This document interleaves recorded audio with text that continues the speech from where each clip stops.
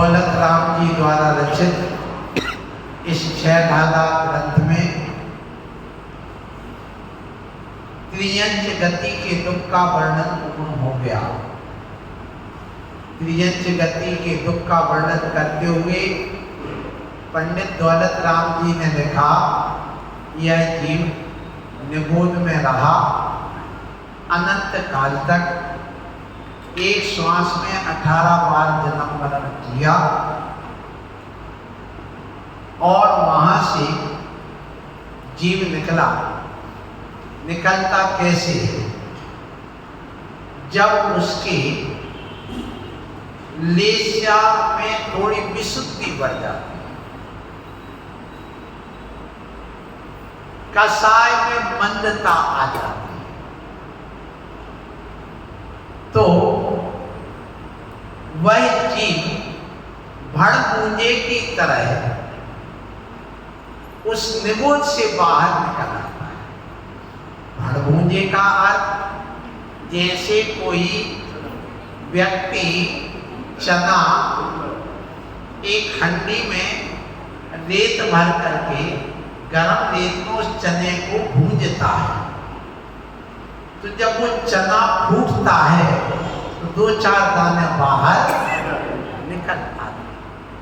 उसी प्रकार से उस निगोद के उस भड़कूंजे में पड़े हुए जब भूंज रहे हैं, हमेशा अनंत जीव वे वहां से निकल आते हैं और एक इंद्री बन जाते हैं। पृथ्वी, जल, अग्नि, वायु, वनस्पति, कई जीव पुण्य के उदय से विकलेंद्री बन जाते हैं, लेकिन निगोद से निकला हुआ जीव कभी पंचेंद्री डायरेक्ट नहीं बनता। ये नियम है, कानून है। फिर उसके बाद विकलेंद्री बन करके फिर पंचेंद्री बन जाता सकलेंद्री। वहां पर त्रियंच गति में भार ढोया, पदबंधन कष्ट सही, भूख प्यास सही, और उसको ठंडी गर्मी आदि अति संक्लेश देने वाले, दुख देने वाले ऐसे परिणाम हुए, इतने हुए कि करोड़ों जिह्वाओं के द्वारा भी हम त्रियंच गति के दुखों का वर्णन नहीं कर सकते। जब संक्लेश भाव से जीव मरा, क्लेश मन होता खोटे दुख, ऐसे दुख को देने वाले टेंशन, तनाव, ताप, आतप, मार काट वाले इन कष्टों से सहित होकर के इतना क्लेश हुआ, उसने नरक आयु का बंधन। अपन लोग जो कहते हैं अंत भला सो, यदि आप अंत समय नमोकार मंत्र पढ़ लेते हैं, कोई मुनि का संबोधन मिल जाता है, आप स्वयं नमोकार मंत्र, भक्तामर पाठ आदि सुनते सुनते परिणामों को निर्मल बना करके यदि अपने इस शरीर का विसर्जन करते हैं और इस शरीर से प्राण निकलते हैं, ऐसा जीव कभी भी नरक और त्रियंच गति में नहीं जाता। इसलिए हमारे जैन धर्म का मूल सिद्धांत है, दुख खो कम्मक खो वो ही लाओ, सुगई गौड़म समाही। हमने जो ये बाना धारण किया है दिगंबरत्व जनत्व का, उसका लक्ष्य हमारा यही क्षय है। पहले दुख, मेरे दुखों का क्षय हो, कम्मक हो, मेरे कर्मों का क्षय हो, वो ही लाओ, बोधि मन रत्न। सम्यक दर्शन, सम्यक ज्ञान, सम्यक चारित्र की सुगई गमनम, मेरा सुगति में गमन हो, दुर्गति में नरक और प्रियच्छ गति दुर्गति है, मनुष्य और देव गति सदगति, और एक पंचम गति है मोक्ष गति। तो ऐसी उस गति में मेरा गमन हो और समाधि मरण, मेरा समाधि सहित। अब जब समाधि सहित मरण होगा, रत्नत्रय की प्राप्ति होगी, तो नियम से जिन गुण संपत्ति, जिन्हें भगवान की संपत्ति हमें मिलेगी, तो वो अपनी नहीं देंगे, वो जो हमारे अंदर संपत्ति बैठी वही प्रकट हो जाए, खजाना। तो ऐसा अंत में संग्लेश परिणाम से नहीं मरना पड़ा। हमने मुनि दीक्षा दी है इसलिए कि मेरा समाधि मरण अच्छे से, मोक्ष के समय मरण होता है, मुक्त जीव का भी मरण होता है, लेकिन उसको मोक्ष कहते हैं। वो भी मरण है, क्योंकि मरण 5 प्रकार का, बाल मरण, बाल मरण, बाल पंडित मरण, पंडित मरण और पंडित मरण। अरहंत परमेष्टि का मरण पंडित मरण कहलाता है। वो मरण क्यों कहलाता है? आयु के क्षय होने का नाम मरण। और अरहंत परमेष्टि जब आयु का क्षय करते हैं, जिस समय आयु का क्षय होगा वही मरण है, तो वो भी मरण है। तो अरहंत का मरण पंडित मरण है और साधु का मरण पंडित मरण है। इतना अंतर है। और एक बार किसी भी जीव का पंडित मरण हो जाए तो 8 भाव से ज्यादा संसार में नहीं है। ये नियम है। जानने ने 2-3 भाव गणना और कस्य ने 7 भाव गणना। स्पष्ट गणधर स्वामी ने हम लोग जो प्रतिक्रमण करते उसमें स्पष्ट लिखा हुआ है। इससे बड़ा और कोई प्रमाण नहीं। आज के साधु भी 3-4 भाव में मोक्ष जा सकते हैं। इसलिए संकलेश सहित मरण आओ, इसलिए दुखों का वर्णन करके अब नरक गति के दुख का वर्णन कर रहे हैं कि जब वह संकलेश से मरा तो सौम्य सागर अर्थात नरक में पड़ गया और वहां पर जैसे नरक में जन्म हुआ, अंतर्मुख में ही उसका जन्म हो करके पूरा शरीर बन जाता है। कैसे बनता है? कैसे बनता सुनिए। जब कोई जीव देवगति में जाए या नरक गति में, वहां उपवास सैया होती है। उपवास सैया कर उत्पन्न होने वाला स्थान उपवास सैया कहलाता है। तो देवों में और नारकों में वैतरीय शरीर होता है, तो नारियों की उपवास सैया उल्टी होती है। जैसे यहाँ लेंटर ऊपर डला हुआ है और ये जो पॉइंट तुम्हारे बने हुए हैं बिजली के, देखो ये पॉइंट जिसमें पंखे वगैरह लटक रहे हैं, ऐसे ऊंट के मुख के, गधे के मुख की वो उपवास सैया होती है।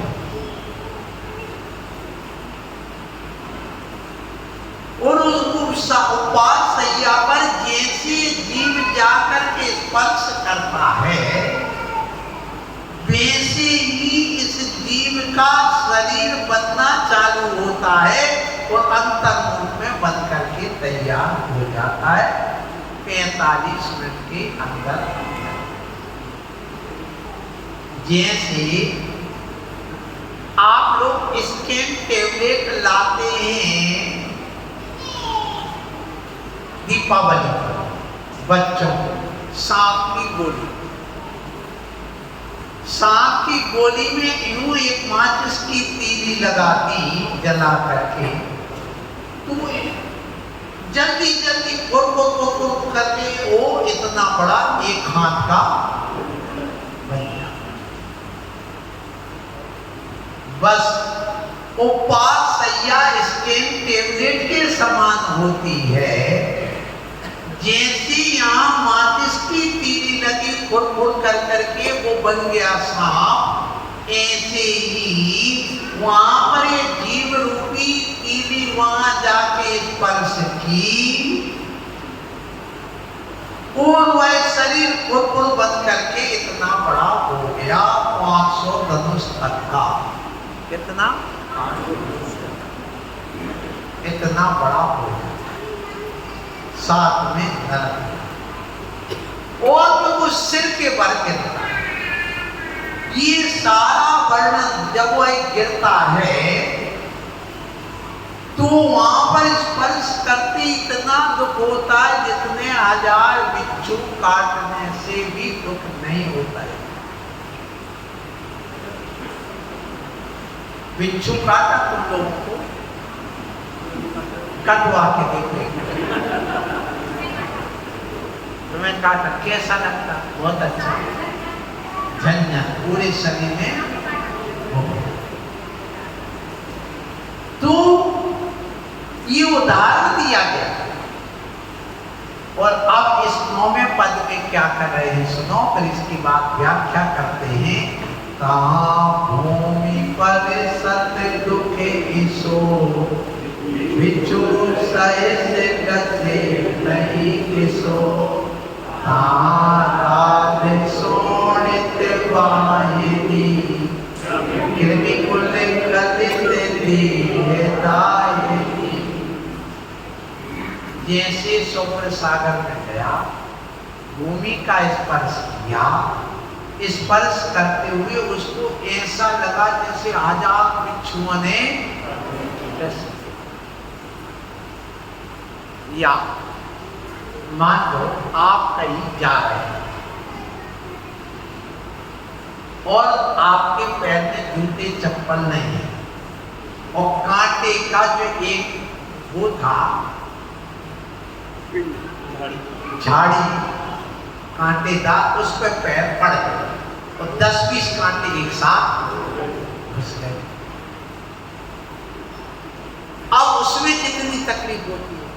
तो ऐसे यहाँ पर कह रहे कि 1000 बिच्छू के डस जाने पर जितना दुख नहीं होता उतना वहां स्पर्श करके दुख होता है। हमारे तो मस्तक स्पर्श हो रहा है, पैर भी नहीं, मस्तक स्पर्श हो रहा है, सिर के बल गिरते। और इसमें वर्णन है, बता देंगे आगे आपके। ताराद सोनित वाहिनी, वहां पर रात माने होता पीप और सोनित माने होता खून। तो खून और पीप को बहाने वाली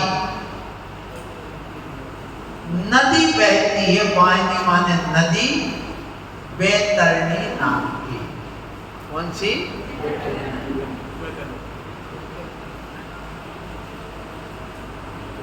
उसमें कृमि कुल कलित देह आई। कृमि वहां पर देह को दुख देते। कुल कलित माने छोटे छोटे कीटाणु जैसे अपन को काटते दुख देते हैं, ऐसे दुख वहां पर मिलते हैं कीड़ों से। तो क्या वहां कीड़े होते हैं? क्या वहां नदी होती है? नहीं। तो फिर कहां से आते हैं? सुनो, नारकी, एक नारकी से हम नदी बन करके बहने लगता है।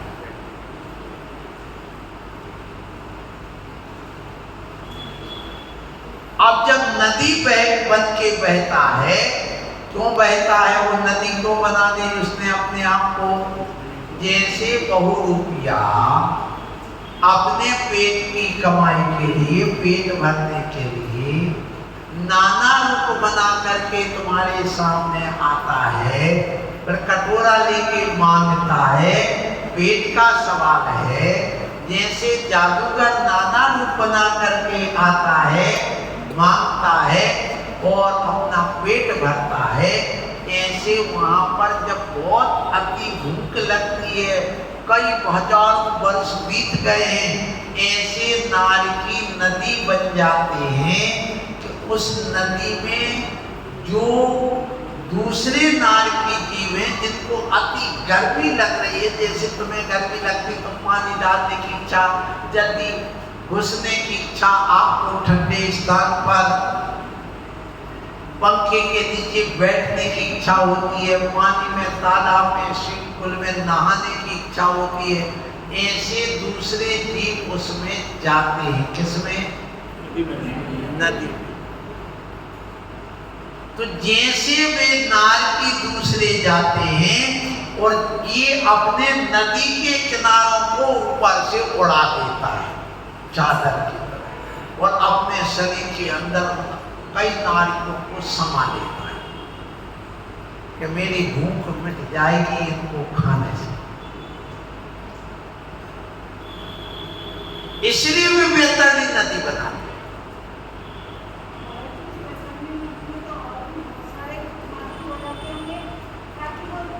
अब सुनिए, ऐसे में नार की कृमि बन जाते से सब छोटे छोटे कीड़े बनकर के दाह पैदा करते हैं।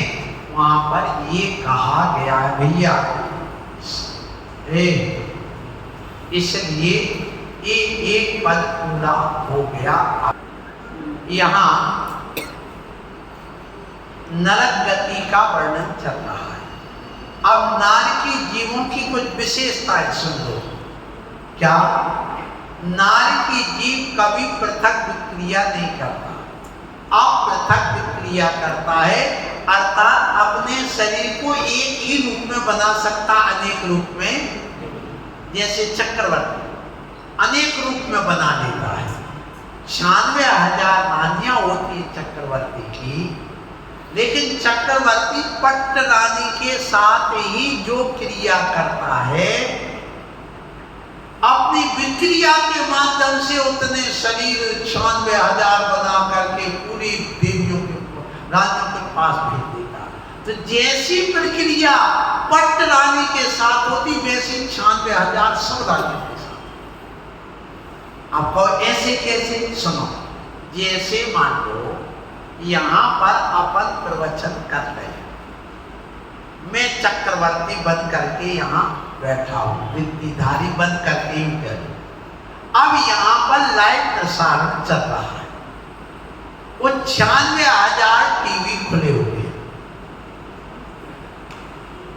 तो जो हम यहाँ एक्शन करेंगे वही उसमें सब दिखेगा। हम जो बोलेंगे, जैसा करेंगे, ऐसे ही पट्ट रानी के पास रहकर के जो चक्रवर्ती करता है, वैसे ही उन 96,000 रानियों के पास जहां जहां वो क्रिया करके भेजा है शरीर को, वहां वहां वैसी ही क्रिया होती है। ये वहां पर होता है, तो वो पृथक क्रिया कहलाती है। लेकिन नारियों की पृथक क्रिया नहीं होती। नार की जीवों का कभी अकाल मरण नहीं होता। पहले विशेषता सुनो, क्या कहा? मनुष्य और त्रियंचों का तो अकाल मरण होता है, लेकिन देव और नार की वैकृत शरीर वाले होते हैं, वैकृत शरीर वालों का कभी अकाल मरण नहीं। फिर सुन लो, नार के जीवों के डाली कुछ नहीं होता, विक्रिया से बनाने बात अलग है। नार के जीव संगी पंचेंद्रिय होते हैं, कभी असंगी नहीं। नारकी जीव की सिर्फ 3 ही वेश्याएं होती हैं, असुर, कृष्ण, नील और कापुर। कभी उनकी शुक्ल वेश्या आदि वेश्या नहीं। नारकी जीव हमेशा नपुंसक ही होते हैं, वो स्त्री और पुरुष वाले नहीं। नारकी जीवों असैमी ही होते हैं, पहला, दूसरा, तीसरा और चौथा गुण स्थान ही होता, उसके ऊपर उनका गुण स्थान नहीं होता। नारकी जीव नरकों में रहते हैं, पहली पृथ्वी से, दूसरी पृथ्वी से, तीसरी पृथ्वी तक से निकल करके नारकी तीर्थंकर बन सकते, चौथी पृथ्वी से निकल करके मोक्ष जा सकते, पर तीर्थंकर नहीं बन सकते। 5वीं पृथ्वी से निकल करके मुनि बन सकते हैं, लेकिन मोक्ष नहीं। और 6वीं पृथ्वी से निकलकर श्रावक बन सकते हैं, लेकिन मुनि नहीं बन सकते। और 7वीं पृथ्वी से निकला हुआ कोई भी नारकी तिर्यंच ही बनेगा, वो मनुष्य भी नहीं बनेगा। ऐसा आगम का कथन है, भगवान का कथन है। अब देखिए, जो 7वीं पृथ्वी से निकलेगा वो तिर्यंच बनेगा, लेकिन हिंसक ही बनेगा, और हिंसक बन करके पुनः हिंसा करके नरक ही जाएगा दूसरी बार, और कोई गति में नहीं जाएगा। फिर सुन लो, नारकी जीव की वेश्या विक्रिया अशुभ ही होती है। फिर इसके अलावा नारकी जीवों के वहां 7 पृथ्वी होती जिनमें वह रहते हैं, और 84 लाख नरक बिल होते हैं। कितने? 84 लाख। और सुनिए, कुल 49 पटल होते हैं। पटल माने तल, पटल माने क्या? तल। पहला तल, दूसरा तल, तीसरा। पहले नरक में 13 पटल, दूसरे नरक में 11 पटल, तीसरे में 9 पटल, चौथे में 7, 2 कम करते जाना, 5वें में 5, 6वें में 3 और 7वें में 1। कुल 49 पटल होते हैं। अब इसके अलावा इनकी नारियों की जगन नारी 10,000 वर्ष होती, उससे कम नहीं, और अधिकतम आयु 33 सागर की होती है। ऐसा आप समझ लेना। और जो इस पंचम काल में जन्म लिए हैं, वे कभी भी 7वें नरक में नहीं जाएंगे। क्यों? 7वें नरक में जाने के लिए वज्र वृषभ नाराज संदन जरूरी है। क्या कहा? और वो पंचम काल में होते नहीं। स्त्री कभी भी 7वें नरक में नहीं जाती। 7वें नरक में जाएगा तो पुरुष ही जाएगा। स्त्री कभी 7वें नरक में नहीं जाती। तो मेरी स्त्री बहुत अच्छी है, कम से कम 7वें नरक तो नहीं जाती। लेकिन सुनो, स्त्री यदि ऊपर जाएगी तो 16वें स्वर्ग तक ही जाएगी। उसके ऊपर कौन जाएगा? पुरुष ही जाएगा। और पुरुष में भी कौन? जो दिगंबर मुनि बनेगा वह, चाहे वो नौग्लेविक हो, अनुत्तर हो, अनुदेश हो और चाहे मोक्ष हो, इनमें पुरुष ही जाना है। अब आगे का एक पद और पढ़ ले, उसके बाद में अपन कल इस गाथा को पूरी करके पहली ढाल समापन की ओर चलेंगे। श्रीमल तरुदल जुटे अश्रीपद असिजुमोते विदारे तर मेरु समान लोई गली जाए ऐसी सीख उठता था। यहाँ नरक गति के वर्णन करते हुए पंडित दौलत राम लिख रहे हैं कि देखो वे नारकी अपने आप को सेमर वृक्ष बना लेते हैं। सेमर वृक्ष होते नहीं, खुद को बना लेते हैं और बना करके वे खड़े हो जाते हैं, पत्ते बना लेते नुकीले तलवार जैसे। एक बदला लेने के लिए, वहां पेट भरने के लिए था नदी, यहाँ सेमर वृक्ष काय के लिए बनाए? बदला लेते। और जब वो बदला लेते हैं तो जैसे नारकी ताप के कारण उस पेड़ के नीचे छाया की दृष्टि से, शीतलता की दृष्टि से आता है। जैसे आप गर्मी से आओ, पंखा लगाओ तो कहाँ भवाते हो? सीधे। कूलर लगाओ तो कूलर के पास पहुंचते कि नहीं? बोलो। ऐसे कहाँ भागते हैं? और जैसे आया अपने शरीर को हिलाते और उसके ऊपर टुकड़े टुकड़े करने के लिए वो नुकीले पत्ते चढ़ाते। एक काल्पनिक नहीं, ये सत्य है, ये सत्य है। इस बात को हम कल याद रहेगा तो बताएंगे।